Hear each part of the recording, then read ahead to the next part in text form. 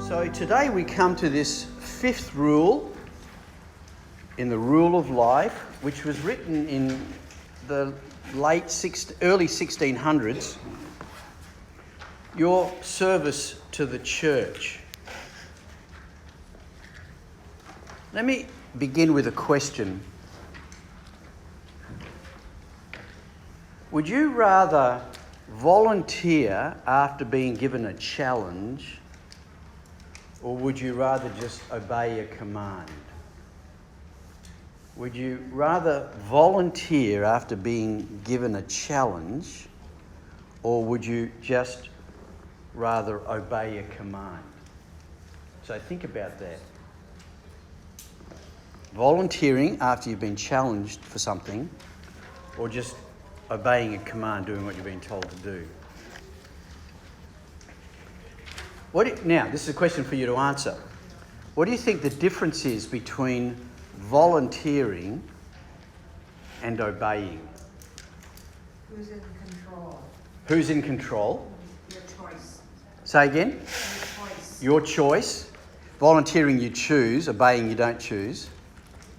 What else? What's the difference with volunteering? Motivation. Interesting.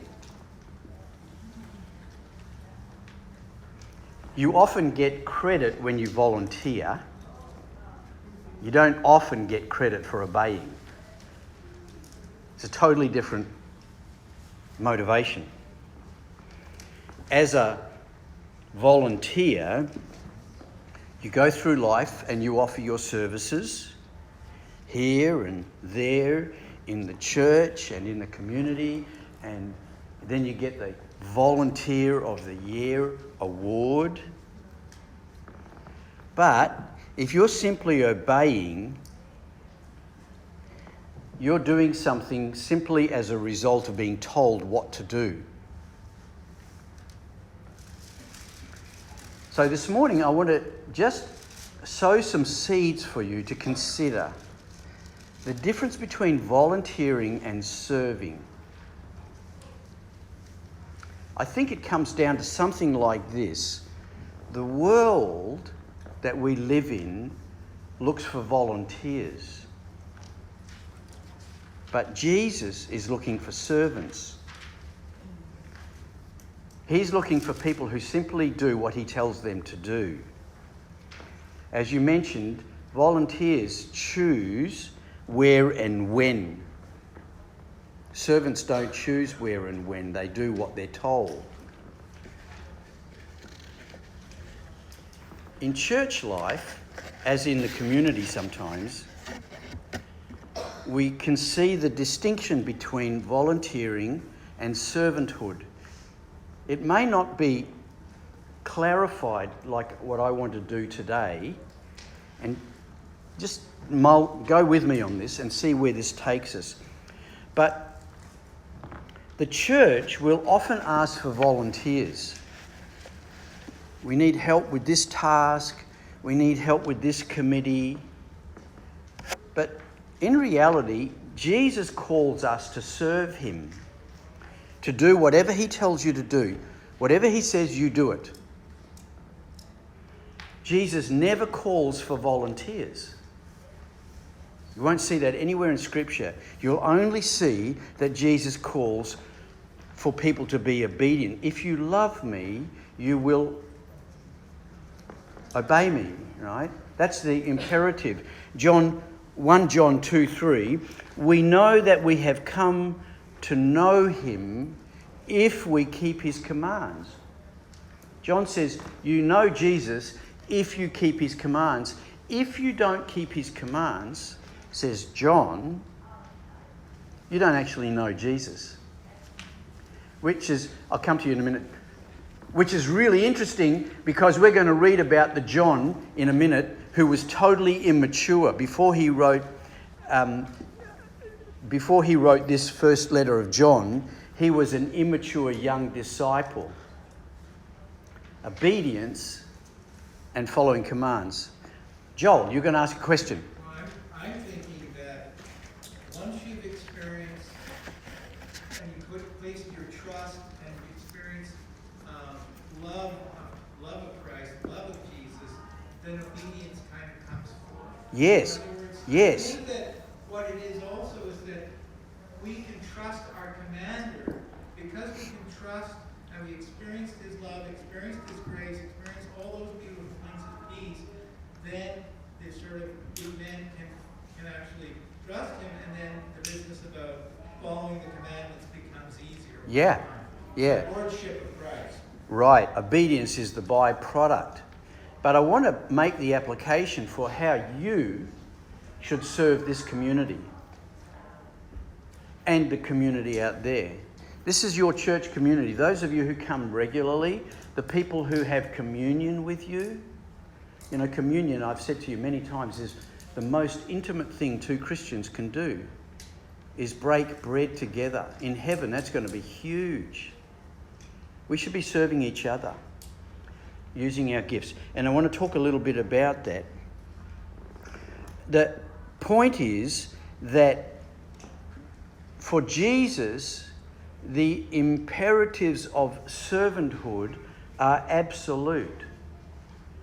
If you disobey Jesus, he says that's sin. It's pretty heavy. The result is the distinction between volunteering and serving. If you read the text, you'll find that many of the volunteers who followed Jesus didn't last. So, in the light of that, this morning I've entitled my sermon, Jesus Doesn't Want Volunteers. And you'll see some notes on page 8 you can fill out as you go, and at least consider the case that I want to make to you. I read a paper similarly entitled by Jim Groen, who was then the president of Youth for Christ. This was back in the 70s. And I've been thinking about Jesus and volunteers and Jesus and servants for the last 50 years in the church. It's a very interesting topic, and I'd like to share some thoughts with you about that.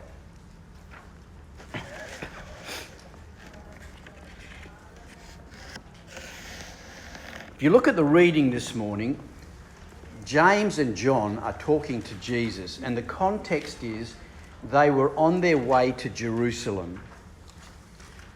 Chapter 10, verse 32 in Mark says they were on their way to Jerusalem with Jesus leading the way, and the disciples were astonished because of the things he was teaching, while those who followed were afraid. Again, he took the 12 aside and told them what was going to happen. Jesus told the disciples his plan of salvation and death and resurrection. After Jesus told the disciples, James and John sidled up to Jesus, and they said to Jesus, this is the same John who wrote the Revelation and the Gospel of John. They sidled up to Jesus and said, "Teacher, we want you to do for us whatever we ask." Pretty bold.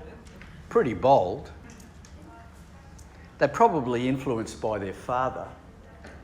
Hey boys, go talk to the Messiah and see if he can get us a good position.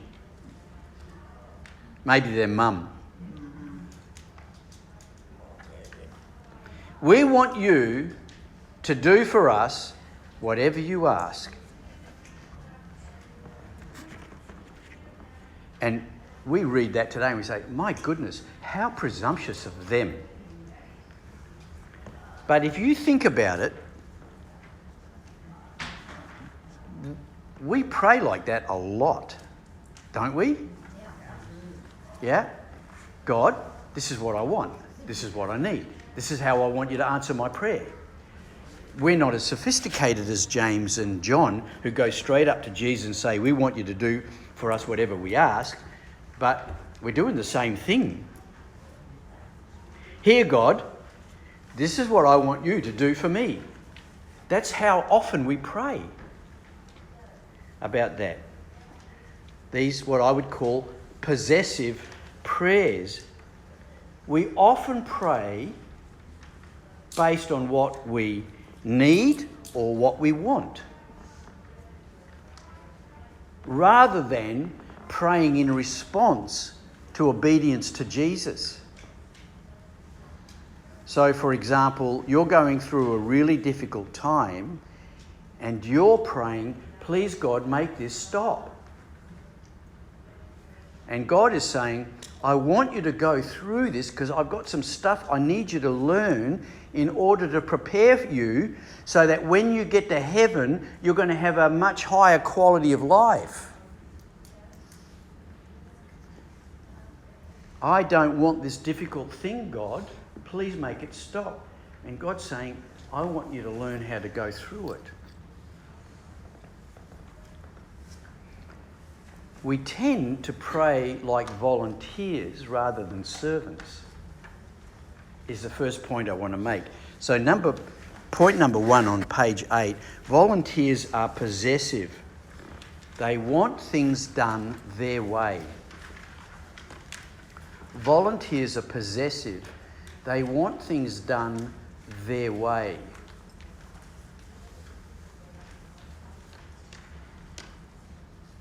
And then Jesus says in verse 36, what do you want me to do for you? And they replied, well, let one of us sit at your right hand and the other at your left hand in glory. That's a big ask. You know, the boys get a response from Jesus and it's a blank cheque. What do you want me to do? Now, here's a question for you. If Jesus said to you, what do you want me to do for you? How would you answer that? Would you answer it as a servant or as a volunteer? You know, King Solomon was asked by God that same question, similar question, and it's recorded in 1 Kings chapter 3 and verses 8 to 12. Solomon says to God, your servant is here among the people you've chosen, a great people, too numerous to count or number. So give your servant a discerning heart to govern your people and to distinguish between right and wrong. For who is able to govern this great people of yours? Leadership is not easy, right? The Lord was pleased that Solomon had asked for this. So God said to him, since you've asked for this, and not for long life or wealth for yourself, nor have asked for the death of your enemies, but for discernment in administering justice, I will do what you've asked. I will give you a wise and discerning heart, so that there will never be anyone like you, nor will there ever be. Solomon got the wisest and most discerning heart of any human being, and even he screwed it up at the end. But he asked for a wise heart. However, in the case of our brothers James and John, they wanted to sit with Jesus in glory on his left and right hand. Now let's explore that for a moment.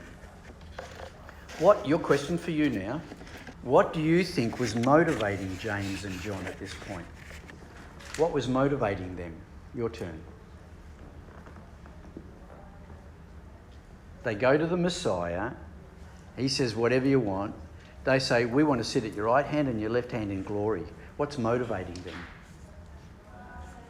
Prestige. Prestige? Honor. What else? Power. Honour? Their honour. Being close to Jesus. Being close to Jesus. Yeah, that would be a byproduct. I'm not sure that was actually motivating them. You know, they could stand behind Jesus. They'd be close to him. But they wanted to sit on either side of him, which is positions of power. In power. Being popular. Whoa, look at these guys. They're sitting right next to Jesus. I watched a video the other day. This guy said, will you see Billy Graham in heaven? And the guy said, nah, don't believe so. What? You won't see Billy Graham in heaven? Why is that? Well, I'm going to be so far back down the end of the line that I won't even see him. The two disciples, at this point, this changed later on in their lives, but at the beginning now, at this point, they were following Jesus from a position of pride, right? if you distill it down to its fundamental level, volunteering appeals to the pride in people. Join the army and see the world.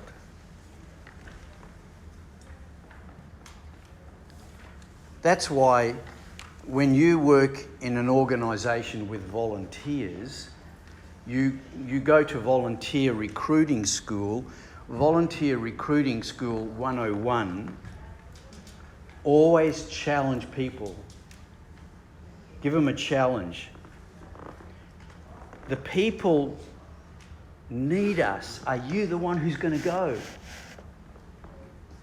We can't do this without your help. This is a once-in-a-lifetime opportunity. You need to come and do this.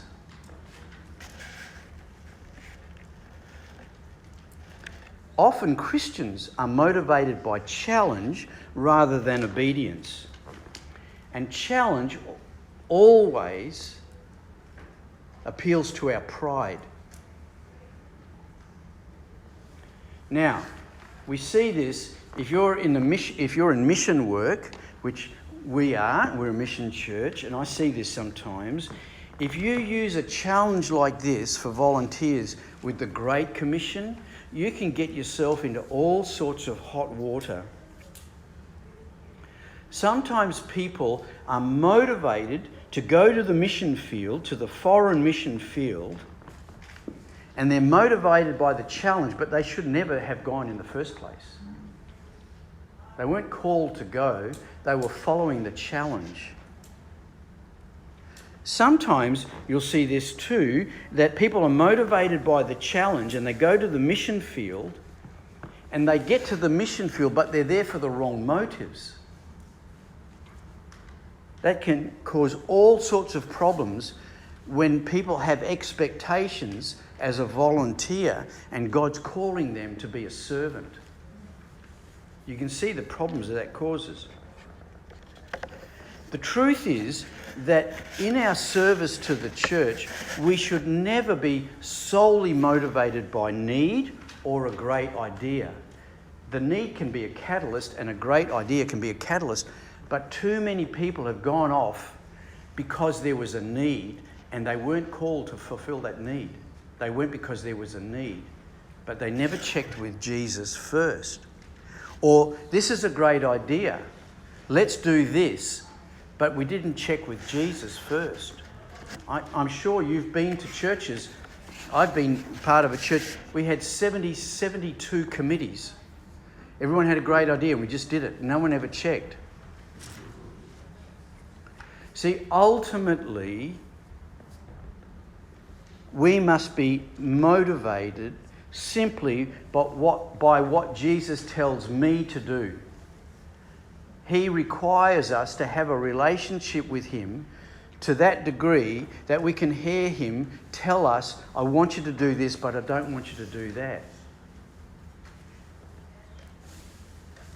Now, Jim Groen, the past president of Youth for Christ USA, when he wrote on this, he wrote this statement: the people who go to the foreign mission field, they go because of a dynamic challenge describing the lostness of people, the dangers, the hardships of missionary life, but they will not go in simple obedience to a command by Jesus. There's also counting the cost that we consider. Counting the cost, yeah. You see, when you obey, this is what the late Charles Stanley, who's been a great inspiration to me, you obey God and then you leave all the consequences to him. But if you're a volunteer, then you expect something back. There's a sense of obligation now. I'm volunteering for you. I better get... Sometimes Christians are simply too proud to obey. So here's my second point. The fundamental premise for volunteering is pride. If you dig deep enough, is pride. The fundamental premise for volunteering is pride. So after the disciples, James and John, asked to sit at the right hand and the left hand, Jesus says, boys, you have no idea what I'm asking. Can you drink the cup that I'm going to drink? This is the death and all the judgment and all of that. And they said, oh yeah, we can. And Jesus said, well, you're going to be able to drink the cup that I'm baptised with, but to sit at my left and right hand, that's not for me to grant. Those places have been prepared. When the other 10 disciples heard this about James and John, they were indignant. How dare you? The irony of that is that that's like us. We're like that. That's how we serve Jesus sometimes, as volunteers. You know, James and John were called the sons of thunder. And when he says, can you actually do what I'm going to do? Can you drink this cup and be baptised? They said, yeah, no problem, it's easy peasy. Their pride was now delivered through their presumption. They thought that they could do whatever Jesus was going to do, as though obeying Jesus was going to be really easy. And they also presumed that it was Jesus who would grant the places of honour in heaven. Well, I hate to say it, but it's a bit like us too. We had those struggles too. It's easy for us to presume that what we're doing is what Jesus wants us to do, and we've never even checked with him. Just go off and do something because there was a need there, and this was a good idea. You know, that will destroy you. If you chase after the needs, guess what? There are more needs that you and I can than you and I can ever fulfill. And if you're a pastor and you are motivated purely by needs, you will never finish the race. You will burn out. You cannot fulfill all the needs. Even in this congregation, sometimes I get really guilty because I can't help you. It's my problem. It's a pride issue, right? As though I could help anyone. Only Jesus can help you. My job is not to fulfill all the needs in the church. I can't do that. I just got to obey Jesus. And I'm the pastor. And so do you. You just obey Jesus. Which implies you've got to have a relationship with him to know him well enough to ask him.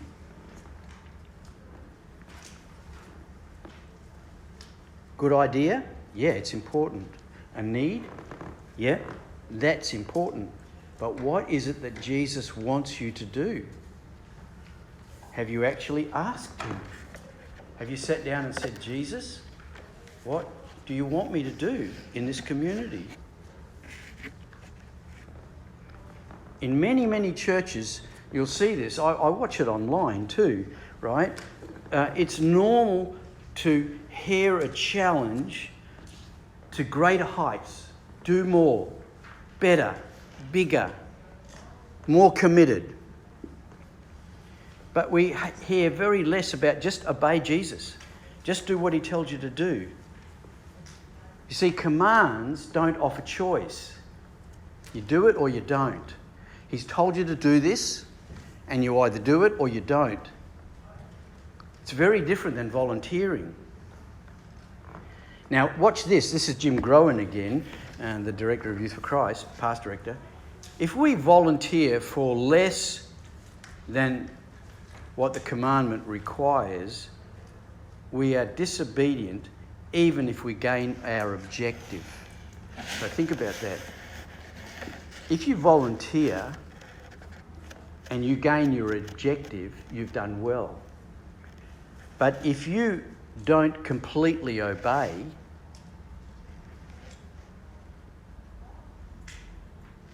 you've sinned, even if you've reached your objective as a volunteer. The point is that volunteering can get you so far, but you either obey or you don't. It's a very different motivation for life in the church. So here's point number 3. Volunteering is based on the presumption of need rather than obedience. Volunteering is based on the presumption of need rather than obedience. So now Jesus begins to give us an answer. He begins to look for what should you and I be doing. He called them together and he said, look, you know those who are regarded as rulers of the Gentiles lord it over them, and their high officials exercise authority over them.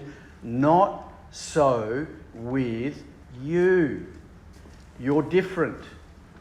You have to understand that. You and I, who serve Jesus, we're different than the people in the world. We are motivated by different things. Jesus is now showing them, comparing the worldly alternative to godly obedience. Worldly obedience is created by power and authority. You obey because you've been told to do it, and if you don't, you get into trouble. Don't do your job, you get sacked. In the Gentile world, that is the world that's not the kingdom of God, the rulers lord it over people. They stand over you and they force you to obey. They exercise authority. You better do this. You're told what you will do.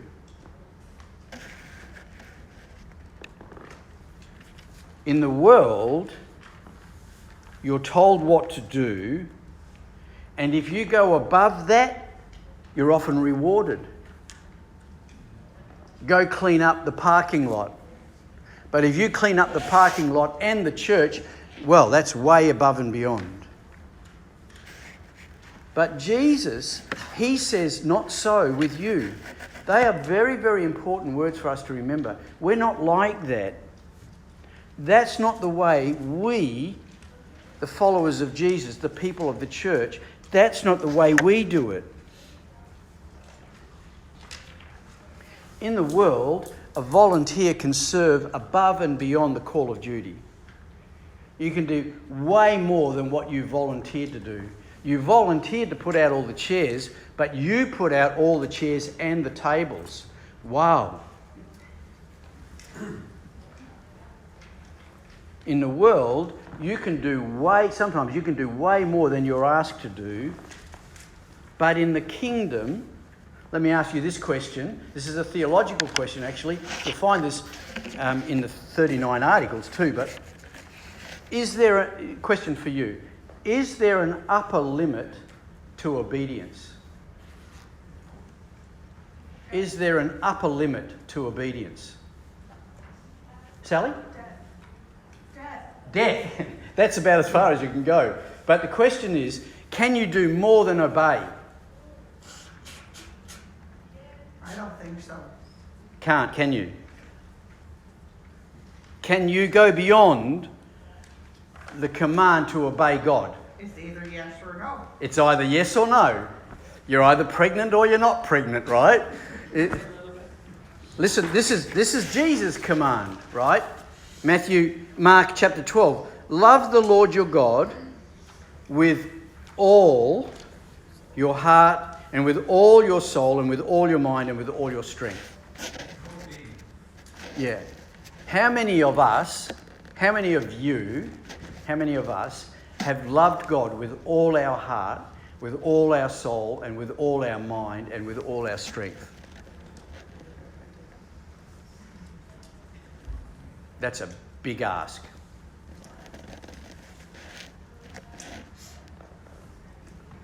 When the disciples, while they were walking along, asked Jesus to increase their faith, he told them this parable. Luke chapter 17.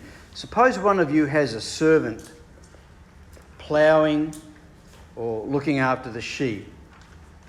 Will he say to the servant when he come in from the field, "Come along now and sit down to eat"? Won't he rather say, "Prepare my supper, get yourself ready and wait on me while I'm eating and drinking. After that, you may eat and drink. Will he thank the servant because he did what he was told to do? So you also, when you have done everything you were told to do, should say, we are unworthy servants, we have only done our duty. In the kingdom, there's no going beyond obedience. You don't get thanked for obeying God, but we love to be thanked. Now, don't get me wrong. We need to have a grateful heart, and we need to thank each other a lot. We need to encourage each other. We need to not just, see all the faults. We need to see the positives as well, and we need to thank each other and be thankful. But don't be going to God saying, listen, I obeyed you, now what about it? That's what volunteers do. Now, this is going to be the most important thing that I'm going to say. I'll come back to you. Obedience to God is the highest call of a Christian. Obedience to God is the highest call of a Christian. So here's point number 4. Volunteering is the world's alternative to kingdom serving. Volunteering is the world's alternative to kingdom serving. The highest thing that you and I can do is obey God. Doesn't matter what you do. Obedience.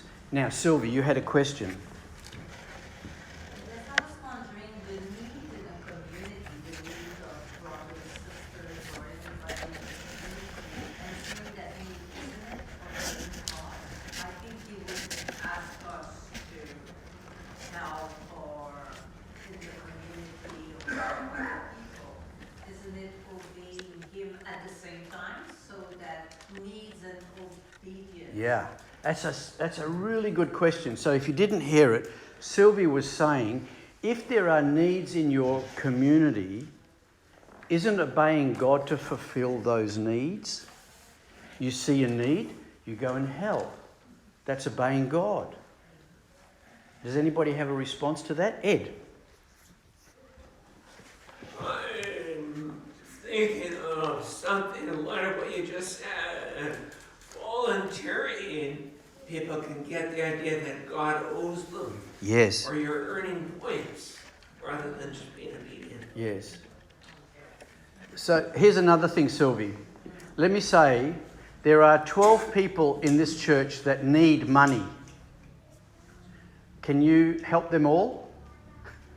No. That's for sure not. That's for sure not. Okay.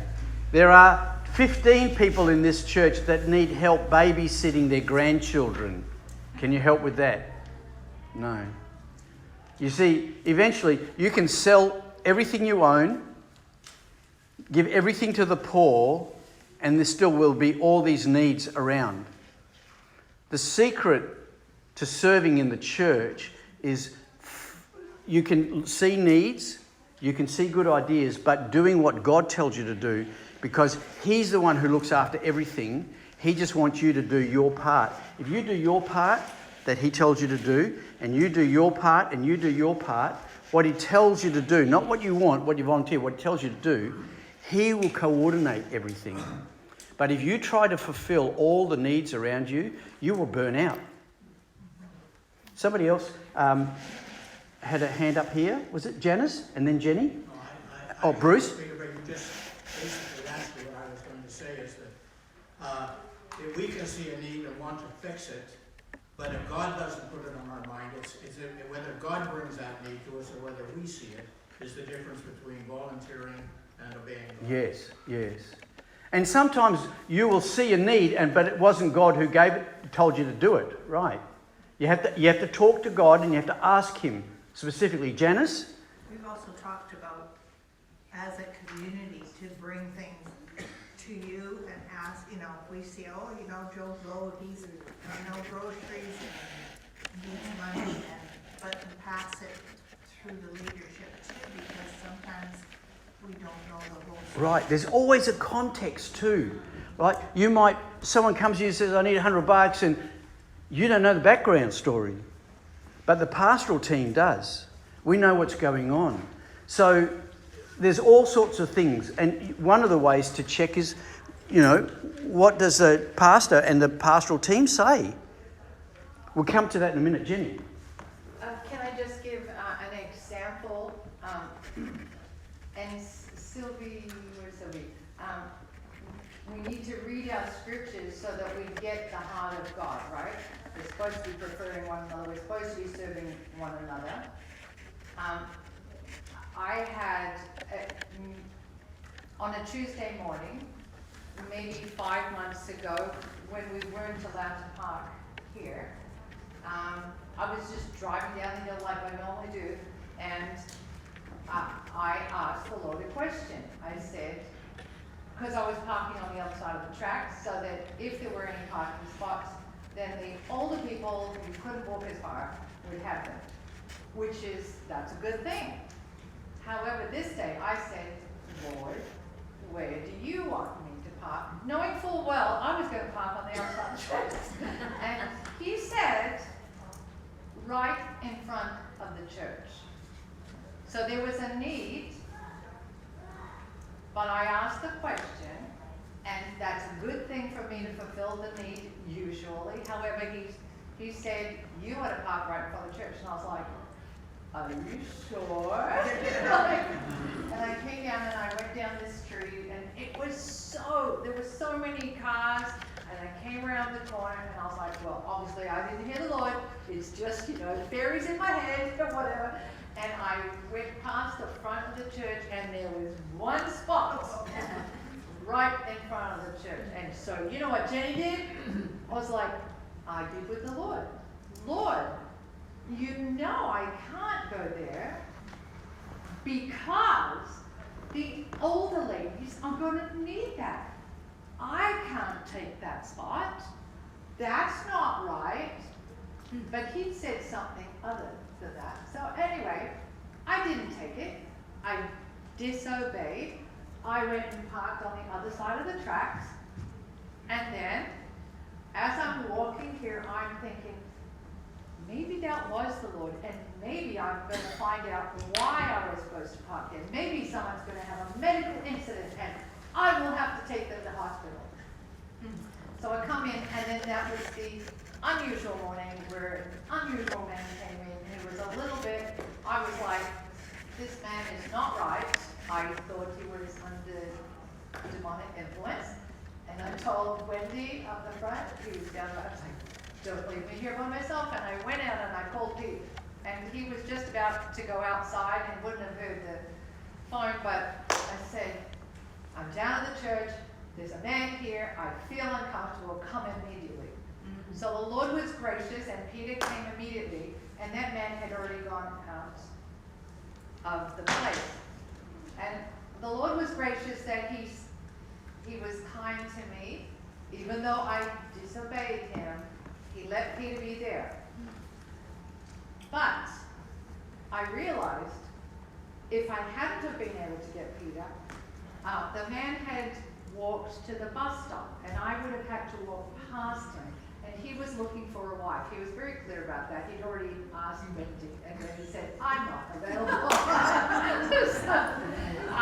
So the Lord is gracious, and yes, we are supposed to help one another and go by what the scriptures said, help one another. However, I learned a lesson, and I hope that I will obey instead of arguing and reasoning with the Lord why that wasn't a good idea. So there's a little... Thank you, Jenny. So quickly, let's just wrap this up. So verse 43, Jesus says, not so with you.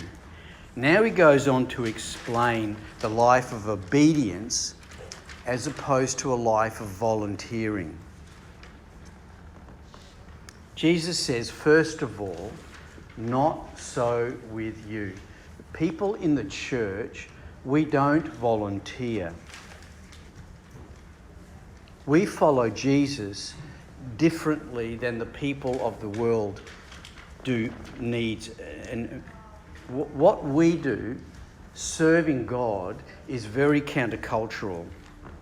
Secondly, in the kingdom, Jesus says the greatest thing you can do is not who's the most famous, who's had the biggest church, who's got the biggest programs, who's written the biggest amount of books, who's the most famous, well-known. None of that counts in the kingdom of God. But who is the servant of all? Well, the one who serves everybody, the servant. That's who Jesus says is the greatest, the obedient. You've got to pay attention to the Greek here. The word servant here, diakonos, is really interesting for those of you who do the Greek. Dia and konis. Dia, it means thoroughly, and konis is dust. So the word diakonos comes from the people who've kicked up the dust, serving, doing the most amount of dust, right? The point is that the people who serve are the people who obey God. Serving in obedience is the greatest call of the Christian. Now, a lot of us are tempted by shopkeepers in the church. And be very careful about shopkeeping. Your job is not me to sell a product to you, not to get bums on seats, not to try and please you and make you happy. My job is to be a pastor to help you to obey Jesus. Obedience is the greatest call of a Christian. And some of the greatest Christian in the world you've never even heard of or seen. Some of the greatest Christians in our church, you don't even know what they do. It's all done quietly and privately, obeying God. Thirdly, one of the most important people in the kingdom is the one who is the slave of all. Again, the Greek's important here. The word doulos in the Greek means a slave, servile. Better translate, because we have baggage with the word slave, is an indentured servant. An indentured servant, Joel. I owe you 10 grand, and the only way that I'm going to be able to pay back the 10 grand is do 10 grand's worth of work for you. And in the old system, you would work for that person full time for 8 months, 12 months, 10, whatever time to pay off your debt. And during that time, you were their slave. You didn't go home for the weekends, you just paid it off. You're like a slave for God. You're like a love slave for God. And fourthly, if you want a supreme example of a servant, look at Jesus. He gave up his life as a sacrifice for everybody, and he's the supreme example of service. Jesus is teaching us here that volunteering is a choice, but obedience is a command. God does not challenge you to volunteer for Jesus. So the real question is, how do we get to the place so that we're willing to obey? Well, let me close with this. Jim Groen says this. How is someone come to a place where they're willing to obey? The answer is found in our view of the commander, the one who's giving the commands. Do we worship him? Do we stand in awe of him, love him? Do we fear him? Do we long to be with him? If we are buddy-buddy with him, if we think it's a 50-50 relationship, we have not submitted to his command. So point number 5, serving is based on a desire to live a life of obedience. Just to obey. Eventually you'll get to a point where it doesn't matter what you do.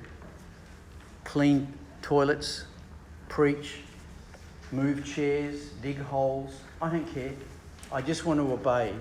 Obeying is the most fulfilling call of God in your life. And some of you need to think about that. Being committed to a community of people, which is very counter to the world we live in, and then finding out how you serve the community. And if you want to talk about that, you can talk to me. I can tell you 1,000 things that need to be done, which you may or may not do, but just to obey. So this Sunday, this 5th Sunday of Lent, I want you to consider your personal service to the church and the community. And instead of looking at a particular role in the church, I want to be a reader, I want to work on this team, I want to do this job. Why don't you consider starting off by simply serving? Here's one. Give up some of your own time. I wanted to do this today, but I'll do that instead. Does God want you to do that? Serving the Lord. I don't know, sweeping, cleaning, moving chairs, visiting people. There's a million things he wants you to do. You've got to ask him. He doesn't want volunteers. He wants servants. He's looking for obedience.